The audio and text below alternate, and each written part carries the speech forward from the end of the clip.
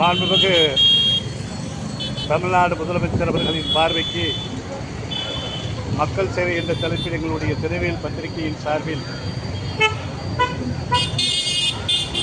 தென்காசி மாவட்டத்தில் கடையநல்லூருடைய சட்டமன்ற தொகுதியில் மக்கள் சார்பில் வைக்கின்ற கோரிக்கை என்று சொன்னால், கடந்த அண்ணா திராவிட முன்னேற்ற கழகத்தினுடைய ஆட்சி காலத்தில் கடையநல்லூருடைய சட்டமன்ற தொகுதியை தாலுகா அலுவலமாக மாற்றியமைத்த பெருமை முன்னாள் அமைச்சர் செந்தூர் பாண்டியன் அவர்களுக்கு உண்டு.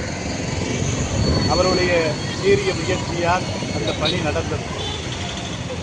அந்த தாலுகா அலுவலகம் வந்த பிறகு ஒரு தாலுகா அலுவலகம் அமைந்தால் அரசு என்னென்ன நிர்வாகத்தையெல்லாம் இங்கே கொண்டு வர வேண்டும் என்பது அரசனுடைய விதிகள் இருக்கிறது.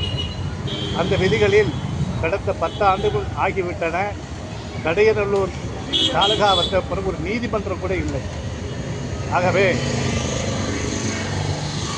புதிதாக தேர்ந்தெடுக்கப்பட்டுள்ள கடையநல்லூர் உயர்ந்த சட்டமன்ற உறுப்பினர்கள் மாண்புமிகு தமிழ்நாடு முதலமைச்சர் ஜோசப் விஜய் அவர்களுடைய பார்வைக்கு வைத்து, மாண்புமிகு தமிழ்நாடு சட்டத்துறையினுடைய அமைச்சர் அவருடைய பார்வைக்கு வைத்து கடையநல்லூர் சட்டமன்ற தொகுதிக்கு நீதிமன்றம் மிக விரைவாக சார்பு நீதிமன்றம் அமைத்து தந்திட மக்கள் சார்பில் ஒரு நீண்டகால கோரிக்கையாக இருக்கிறது. இந்த கோரிக்கையினுடைய உயர்ந்த சட்டமன்ற உறுப்பினர் அவர்கள் போர்க்கால அடிப்படையில் மிக விரைவாக இதை செயல்படுத்திட தொகுதி மக்கள் எதிர்பார்க்கிறார்கள்.